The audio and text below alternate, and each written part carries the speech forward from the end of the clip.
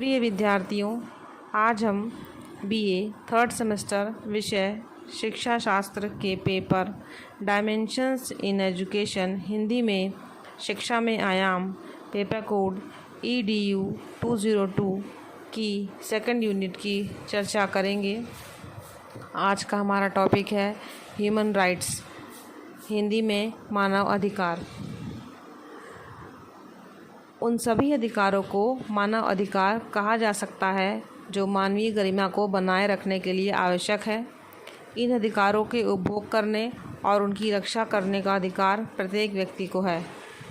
मानव अधिकार आधारभूत अर्थ में वे अधिकार हैं जो कि प्रत्येक को राज्य या लोक प्राधिकार के द्वारा प्राप्त होने चाहिए, क्योंकि वह एक मानव परिवार का सदस्य है और इसके लिए किसी अन्य शर्त की आवश्यकता नहीं है।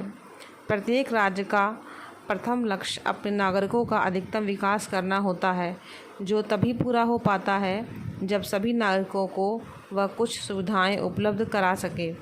सुविधाओं की उपलब्धि हेतु मनुष्य समाज के सामने कुछ मांगें रखता है, जो स्वार्थपूर्ण भी हो सकती हैं और सार्वजनिक भलाई से संबंधित भी, और समाज के द्वारा ऐसी मांगों को स्वीकार कर लिया जाता है जो सार्वजनिक हितों की पूर्ति में सहायक होती हैं। ऐसी मांगों को ही राज्य द्वारा मान्यता प्राप्त हो जाने पर अधिकार कहा जाता है। उदाहरण के लिए जीवन का अधिकार, भाषण व अभिव्यक्ति का अधिकार, शिक्षा का अधिकार, व्यवसाय का अधिकार आदि। R.J. विंसेंट के अनुसार मानव अधिकार वे अधिकार हैं जो प्रत्येक व्यक्ति को मानव होने के कारण प्राप्त होते हैं। इन अधिकारों का आधार मानव स्वभाव में निहित है।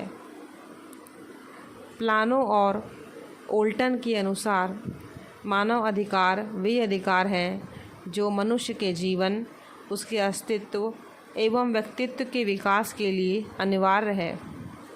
उपरोक्त परिभाषाओं से स्पष्ट होता है कि मानव अधिकार प्रत्येक व्यक्ति को प्राप्त वे मूलभूत अधिकार हैं जो उसे बिना किसी भेदभाव के मानव होने के कारण प्राप्त होते हैं।